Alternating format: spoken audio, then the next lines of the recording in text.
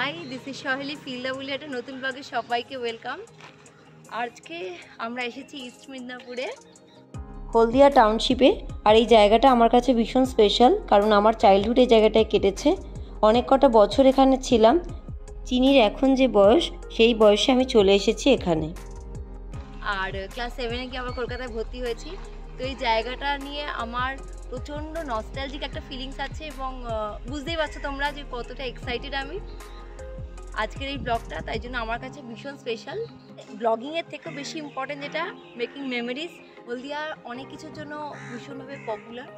First যেটা রয়েছে সেটা হচ্ছে এখানে ইনস্টিটিউট অফ টেকনোলজি, যেটা অটোনোমাস একটা ইঞ্জিনিয়ারিং কলেজ, তোমরা শুনে থাকবে।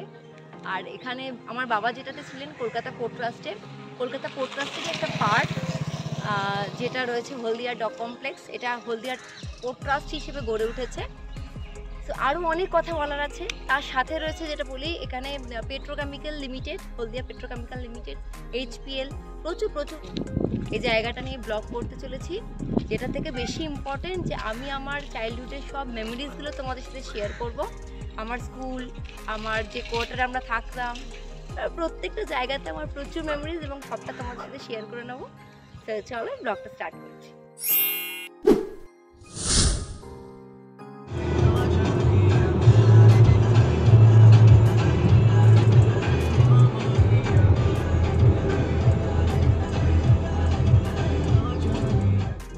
जो बंधन थे वही तो मेरी स्वीटहार्ट है शर्माए। গান চালিয়ে লং ড্রাইভের মজাটাই আলাদা। মিউজিক এনজয় করতে করতে এগিয়ে চললাম হলদিয়ার দিকে। এখানে গ্রিন বোর্ডটা দেখতেই পাচ্ছ, ওয়েলকাম টু হলদিয়া পোর্ট। আমরা হলদিয়া পোর্টে এসে পৌঁছেছি, আর গাড়িটা দাঁড় করিয়ে চারপাশের ভিডিওটা একটু নিয়ে নিলাম। এই জায়গাটাই মেনলি হলদিয়া ডকে ঢোকার মেন এন্ট্রান্স।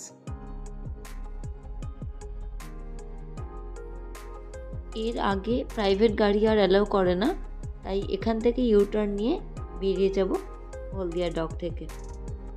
এরপরে এগিয়ে যাব হলদিয়া টাউনশিপের দিকে। হলদিয়া টাউনশিপে ঢোকার আগে আমার মামাবাড়ি পড়ে হাতিবেরিয়া বলে একটি জায়গাতে, আর সেখানেই তোমাদেরকে নিয়ে যাব এখন। আমার বিয়ের পরেই প্রথম পার্থকে নিয়ে মামাবাড়ি আসছি। মামা মামির সাথে ফার্স্ট টাইম পার্থর আলাপ হবে। আর এত বছর পরে এলাম, তাও দেখো রাস্তাঘাট কিচ্ছু ভুলিনি। এই হলো আমার মামাবাড়ি, স্বরাজ দেউল। তোমাদের সাথে আলাপ করিয়ে দেবো আমার মামার। বাইরে প্রচণ্ড রোদ, তাই আগে ভেতরে ঢুকি চলো।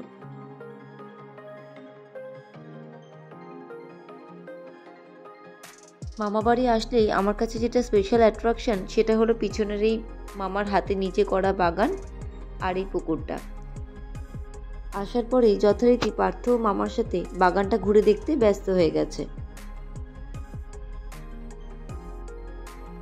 এই হলো আমার বড় মামা, আমার কাছের খুব প্রিয় একজন মানুষ। যতবারই আসি সববারই দেখি মামার এই শখের বাগান নতুন নতুন গাছে সেজে উঠেছে।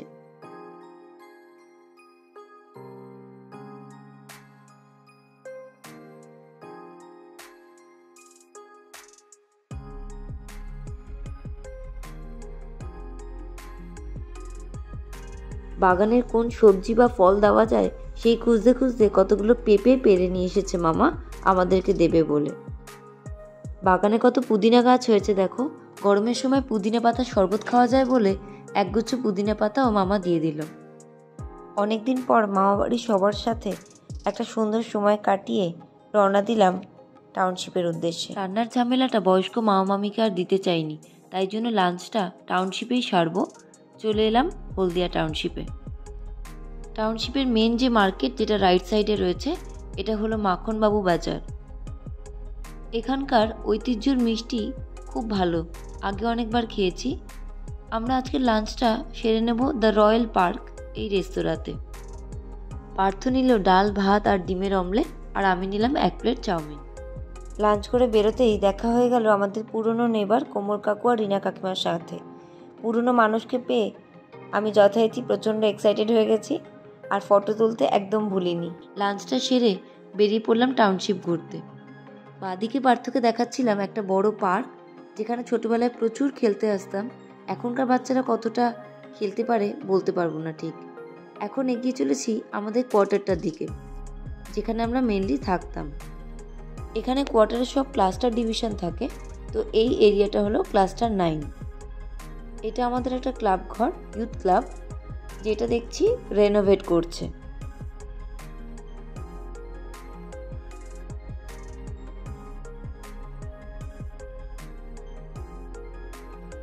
চলো এবার আলটিমেট আমাদের পাড়াটায় ঢুকি। গেট টেটের অবস্থা যা দেখছি, মেনটেনেন্স একদম নেই বললেই চলে। এই মাঠটাতে আমরা বুড়ি পোড়ানো, ঠিক এই জায়গাটাতে হতো, এই জায়গাটা। এই দেখ, এটা আমাদের ফার্স্ট কোয়ার্টার, এইটা একতলাটা, এইটা ওটা ছিল, হ্যাঁ 4A 9/4A, দেখেছে এখনো মনে আছে। এই যে 9/4A, এটা হলো ফার্স্ট কোয়ার্টার। পরে চলে গেছিলাম ওইটায়, ওই দোতলাটায়, কোণের। এইটা আমাদের কোয়ার্টার, এই দোতলাটা। হ্যাঁ লোক আছে তো, এই যে এইটা দোতলাটা। নিচে একটা গাছ থাকতো, গাছটা কেটে দিয়েছে। ছোটবেলায় আমরা এই গেটটাকে রাউন্ড গেট বলতাম, তখনও ঠিক এরকমই ছিল, আমরা এইভাবেই যেতাম। এইটা তখনও ছিল। এগুলো আমাদের পাড়া, বাবা সেই এদিকে একটা গলি, এই গলি দিয়ে হেঁটে হেঁটে যেতাম, মার্কেট যাওয়া যায় এই দিক দিয়ে। এই কোয়ার্টার নাম্বারটা হচ্ছে 9/1C। এই দিকটাতে গেলে, ডান দিকে গেলে বাস স্ট্যান্ড, এখানে পেট্রোল পাম্প আছে। হ্যাঁ আগেও ছিল। এই দেখো পেছনে এইখানটা মায়ের রান্নাঘরটা ছিল, এই যে জানলা দুটো দেখা যাচ্ছে, ওখানটা মায়ের রান্নাঘর ছিল। এটা ভেতরে বেডরুমের জানলা। এটা আমাদের গেস্ট হাউস ছিল, এখন হন্টেড হাউস হয়ে গেছে। প্রচন্ড এক্সাইটেড লাগছে আমার নিজের জায়গায় এসে এত বছর পর। কি ভালো লাগছে, তোমাদের কি বলে বোঝাতে পারবো না। হ্যাঁ আগেও আলপনা হতো। এইখানটাতে আমাদের স্টেজ হতো কালী পুজোর সময়, ঠিক এই জায়গাটায়, পুরো এই রাস্তাটা জুড়ে, কর্নারটা ধরে। হ্যাঁ না, ধরো ধরো।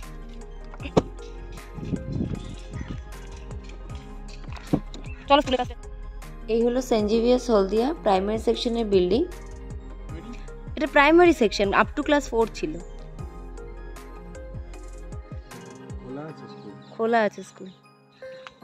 গেট 2। কোন গেট দিয়ে ঢুকতে? এইটা দিয়ে ঢুকতাম। কত ওই দিকের গ্রাউন্ড আছে, ওইটা একটা আরেকটা গ্রাউন্ড, এটা একটা গ্রাউন্ড, এই গ্রাউন্ডটায় খেলতাম। ওইদিকে আরও একটা গ্রাউন্ড আছে। এই জায়গাটার নাম মেডিকো। এটা বেসিক্যালি একটা মেডিকেল শপ, এখানেই আমি আমার কান ফুটিয়েছিলাম।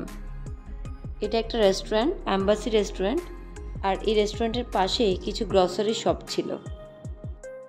এখন দুপুরের টাইম বলে সব বন্ধ। এই রাস্তা দিয়ে আমরা স্কুলে যেতাম। ঠিক এখানে একটা ওভারব্রিজ ছিল, যেটা ভেঙে এই রাস্তাটা হয়েছে। আর এই মার্কেটটার নাম মিনি মার্কেট। কলকাতা পোর্টরাস থেকে নিজেদের এরিয়াটা ঘেরার জন্য এরকম বড় বড় গেট করছে। সিকিউরিটি ঘরটার দিয়ে গেট হচ্ছে। এইটাও দেব পাবলিক। অ্যাকচুয়ালি হলদিয়ার পুরো জেভিয়ার্সটাই দেব পাবলিক স্কুল হয়ে গেছে এখন। এটা ছিল নিউ ইউনিট, এখন দেব পাবলিক স্কুল হয়ে গেছে। এটা আমাদের সেন্ট জেভিয়ার্স ছিল হলদিয়া। ঢুকতে দেবে না, না ঠিক এই জায়গাটাতে আলু কাবলি, চুরমুড়ের দোকান। আমরা এই গেট দিয়ে হাত বাড়িয়ে, এই গেটটা দিয়ে হাত বের করে খেতাম। 2 টাকায় এতখানি দিত, 2 টাকায় 5টা ফুচকা।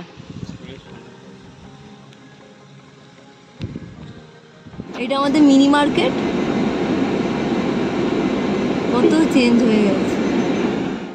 এই হলো একটা বাস স্ট্যান্ড, কলকাতা যাওয়ার জন্য এখান থেকেই বাস পাওয়া যায়। এটা আমাদের পোর্টের হসপিটাল, অনেকটা বড় জায়গা নিয়ে এই হসপিটালটা তৈরি হয়েছে।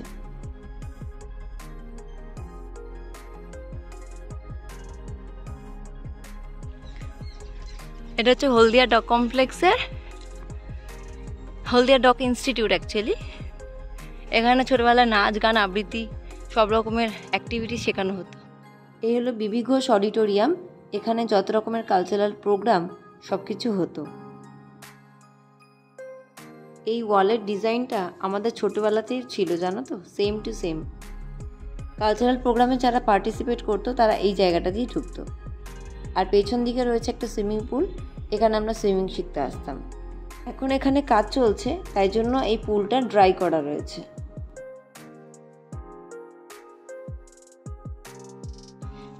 এটা কি ফুল বলে পারতো? একটা গন্ধরাজ ফুল পেয়েছি, কি দারুণ তার গন্ধ। এই মাঠেই অ্যানুয়াল স্পোর্টস হতো, বছরে 2 দিন ছোট বড় সবাই মিলে প্রচণ্ড আনন্দ করতাম। মাঠটা এখনও একই রকম রয়ে গেছে। এটা হলো হলদিয়া ডগ কমপ্লেক্সের কনজিউমার্স কোঅপারেটিভ সোসাইটি লিমিটেড। এটা স্পেসিফিক্যালি যারা পোর্ট ট্রাস্টে চাকরি করে তাদের ফ্যামিলি মেম্বারদের জন্য। এই রাস্তাটা সোজা গেলেই যাচ্ছে নদীর ধারের দিকে, হলদি নদীর পার। কিন্তু আমরা এখন যাব সেন্ট জেভিয়ার্স হাই স্কুল বিল্ডিংয়ের দিকে, যেটা কিনা আমার main school. And finally this is my school. Main এন্ট্রান্সের জায়গাটা এসে গেছি। এখন এটা দেব পাবলিক স্কুল হয়ে গেছে, যেটা আমাদের আগে সেন্ট জেভিয়ার্স হলদিয়া ছিল। এই বিল্ডিংটা হলো secondary building, class 5 to class 10 অবধি। অনেক কষ্টে রিকোয়েস্ট করে ভেতরে ঢোকার পারমিশন পেয়েছি। অনেক বছর পর এই স্কুলে ঢুকতে পারলাম, প্রচণ্ড আনন্দ হচ্ছে। চলো স্কুলটা তোমাদের ঘুরে দেখাই।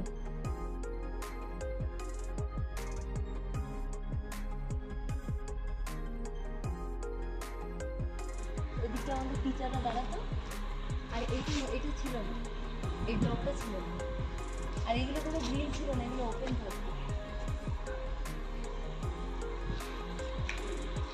এই ডগটা ছিল না, এগুলো পুরোটা আমরা অ্যাসেম্বলি করতাম। এই পুরো জায়গাটা অ্যাসেম্বলি করতাম। এখন আমি দাঁড়িয়ে রয়েছি আমার নিজের স্কুলে। ছোটোবেলার প্রচুর মেমোরিজ সব ঘুরে ঘুরে পার্থকে দেখাচ্ছি। এটার একটা বিশাল আলাদা এক্সাইটমেন্ট রয়েছে, তোমাদের সাথে শেয়ার করে নিচ্ছি ব্যাপারটা। যত এক্সট্রা অ্যাক্টিভিটিস বা চার্ট হতো স্কুলের, সেগুলো সব এই সাইডে বোর্ডে লাগানো হতো। এই জায়গাটা প্যাসেজটাতে আমরা ক্রাফটের কাজ করে পিটি ক্লাস করে এদিক দিয়ে যেতাম। এই সেই মাঠ যেখানে আমাদের পিটি ক্লাস হতো, প্লাস স্কুলের যখন স্পোর্টস হতো তখনও এই মাঠেই সেলিব্রেট হতো। স্কুল বিল্ডিংটি অলমোস্ট সেমই আছে। এই বারান্দাগুলো আগে ওপেন থাকতো, এখন সব গ্রিল দিয়ে ঢেকে দিয়েছে। এই সাইডে বিল্ডিংটাকে বলতো নিউ ইউনিট, আর আমাদেরটা ছিল ওল্ড ইউনিট। দুটো বিল্ডিংয়ের মাঝে একটা পাঁচিল ছিল, সেটা এখন তুলে দিয়েছে। এই হলো হায়ার সেকেন্ডারি বিল্ডিং। এখানে পড়ার সুযোগ আমার হয়নি। এবার আমরা চলে এসেছি হলদি নদীর পাড়ে। এখানে পৌঁছে বাদিকে টার্ন নিলেই পার্কিং এরিয়া। এই সাইডে দেখো রাস্তাটা ক্লোজ রয়েছে, এখানে 4 হুইলার ঢুকতে দেয় না, তাই এখানে পার্ক করে বাকি রাস্তাটা হেঁটেই যাব। নদীর ধারে ঢোকার পরেই সুন্দর বাঁধানো একটা ঘাট। আমাদের ছোটবেলায় এসব কিছু ছিল না, আস্তে আস্তে সুন্দর করে এগুলো সাজিয়ে তুলেছে। সানসেটের ভিউটা একবার দেখো, জাস্ট পাগল হয়ে যাবে। বিকেলের পড়ন্ত রোদ আর সাথে তুমুল হাওয়া, একটা লাভলি কম্বিনেশন। আমরা এখন নদীর ধারে, অফুরন্ত হাওয়া আর সুন্দর নদীর ভিউটা এনজয় করছি। নদীর পাড় বরাবর লম্বা রাস্তা ধরে হেঁটে আসলেই পরপর বসার জায়গার অ্যারেঞ্জ করা রয়েছে।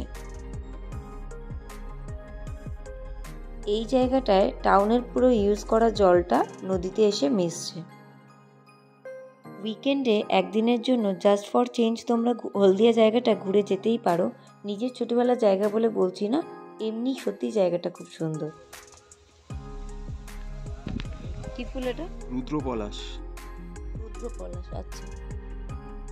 এখানে একটা পার্ক আছে, এই পার্কটা আমাদের ছোটবেলাতেও ছিল, আর এখান থেকে নদীর ভিউটা জাস্ট ওয়াও লাগছে। আমরা এখন বেরিয়ে যাব, অলমোস্ট 5টা বাজে।